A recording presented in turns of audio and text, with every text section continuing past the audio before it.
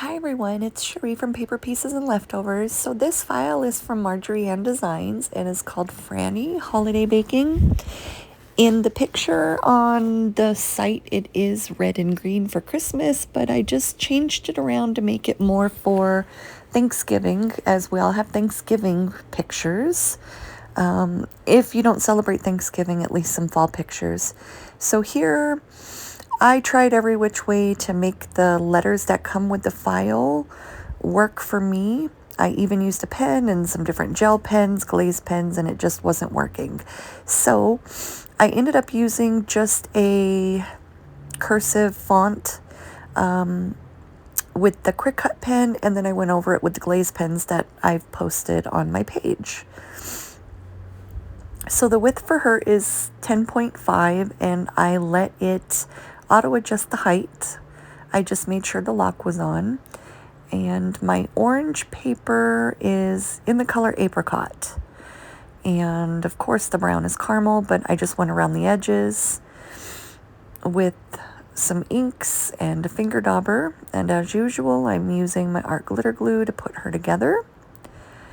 And there I'm pointing at the base because you can either start with the ears or the body, but the leg goes on after the body because she's going to be sitting on the books. If you guys would have heard me do the video I was going to upload without editing, I had just had surgery. I think I was 2 or 3 days post-op here, and the stuff that I was saying, oh my goodness, I think I'm going to save the video, and this is the one I was telling you guys that I was a little bit embarrassed by something that came out of my mouth, but it wasn't meant to be said in the manner I did. Anyhow, after you get the body on, you're going to go ahead and glue your ears down and the ear pads afterwards. And I just try to get them as close to the bottom of the ear as I can. That way the head covers the ear pad. I am having a lot of allergies. Sorry about the sniffles. And then on top of it, the pain has been pretty overwhelming, but I figured why not pass some time and put a video up. I've already done my faces, and once I'm up, I am going to do a video of whiskers and of eyes, just to help you guys, for anybody that wants it. And here I do use Zots. They go on the back of the muzzle because it keeps it from sinking in between the eyes, as I do place my eyes underneath the muzzle. And since it's layered, it does sometimes cause an indentation when I push the nose down. So just to avoid that, I put the Zot on the back of the nose at the top where it will be between the eyes, just to give it a little bit of support for when I apply the pressure, putting on the nose. The bruises on my wrist are from all of the attempts at the IV, so I think they stuck me 6 times before the anesthesiologist finally had to put it in. They tell you not to eat or drink, and then they ask where your veins go. Wonder. But I'm just thankful it's over. So after you get the body on, you can either do the leg or the ears and then the head. It's up to you. I just normally work from the bottom up, but since she's going to be sitting in front of the book, I worked from basically top to bottom, just reversed it. Now, I put her foot on, and I am going to show you guys how I got the books to stay together. Just a little trick I did. I've scrapbooked for almost 20 years, and it's a lot of living and learning, literally.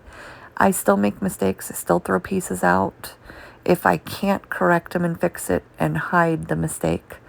And some mistakes I'm able to hide where nobody knows that I even made them.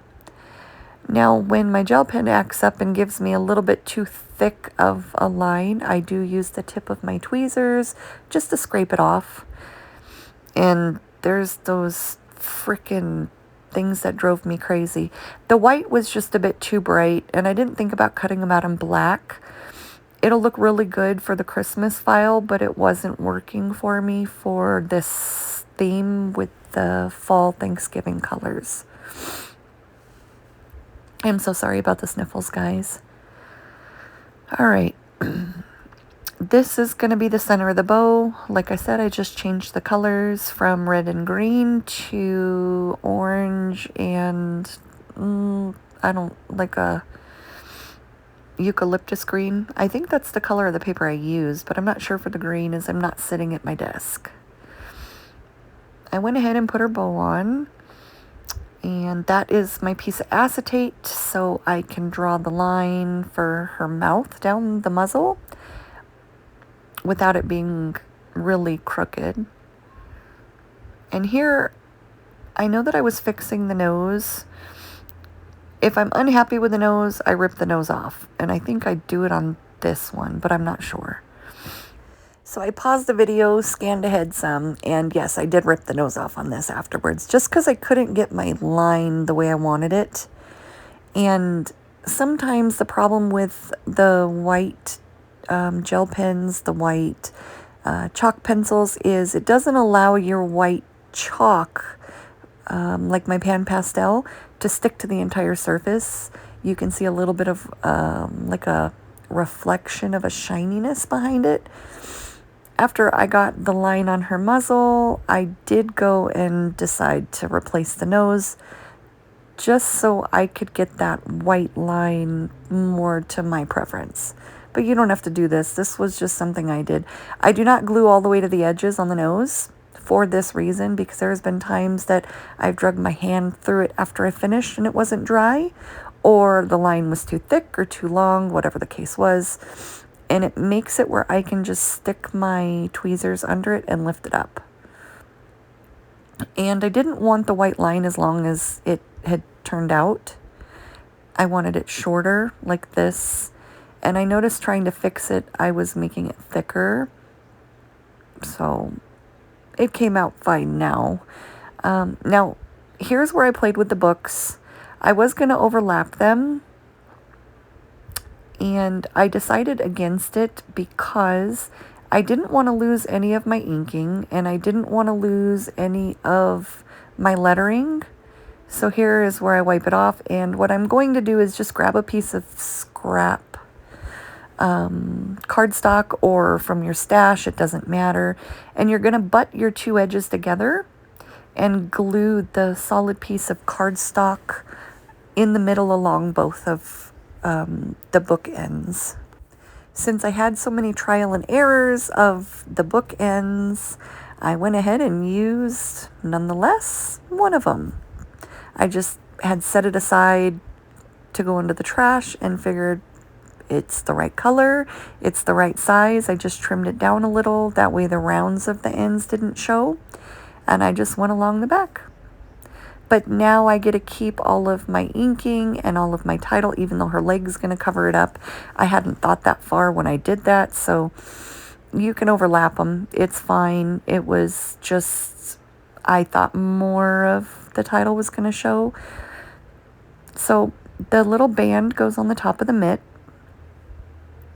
and the bowl is going to go down behind her, and I'm going to do the same process for the bowl that I did to hold my books together.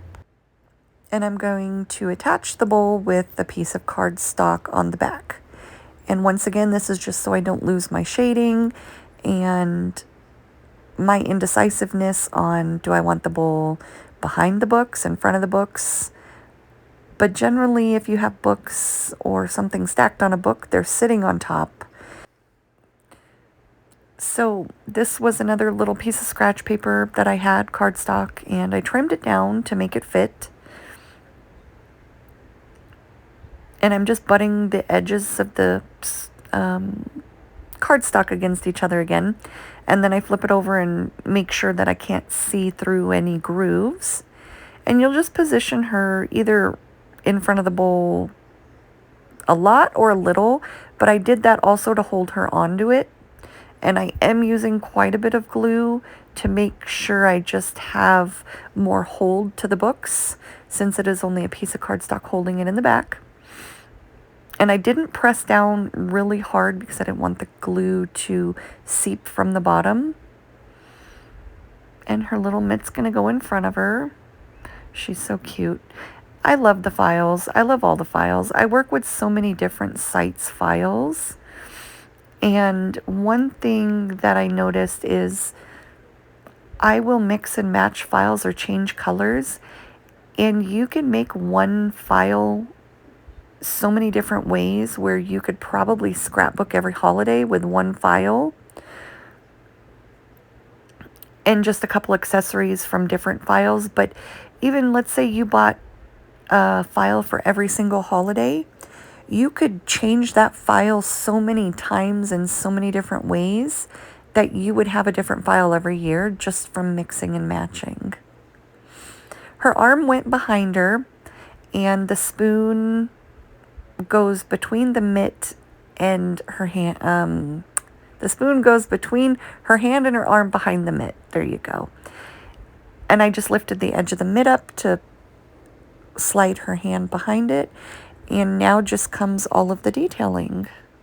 So these pencils I have are from my mom, and they're General chalk pencils. I love them. She got them for me for one of my birthdays from Amazon, and they're General's pastel chalk pencils. I can put the link up if you need them. And I noticed that it gives me a brighter, more vibrant white in the whites of my eyes. And also, you can shade with them. It's no different than using chalk. You would just lightly go over the area that you want to shade, and then take a pom-pom, a Q-tip, cotton ball, whatever you use, and just blend it out. And here, my wonderful lip brush. I'm just going to go through and add a whole bunch of highlights. And I don't start really dark with the pan pastels because they are so rich in color. That's why I wipe the excess off in the lid and I build it up. Only because each time you erase your cardstock, it could ruin the texture or the color of the cardstock or the ink. And so I just want to keep it as light as possible. Now this is another dual end lip brush that I did post on my page. I can give you guys the link again if you need it. It has a thin flat edge, which I glued. I taped around it, and then I stuck the glue tip into it and peeled the tape off. That way then only my end moves. But this wide end flat brush I did not glue. That way it gives me more of the fanning effect. They look the same online, but when I got them, they were different. But I'm okay with them because I make them work. It gives me enough of a shade that I actually love how it turns out. And it doesn't take as long to actually shade a piece. That was Franklin. I posted him. I was happy with the way he turned out. But any questions, let me know. And thanks for watching.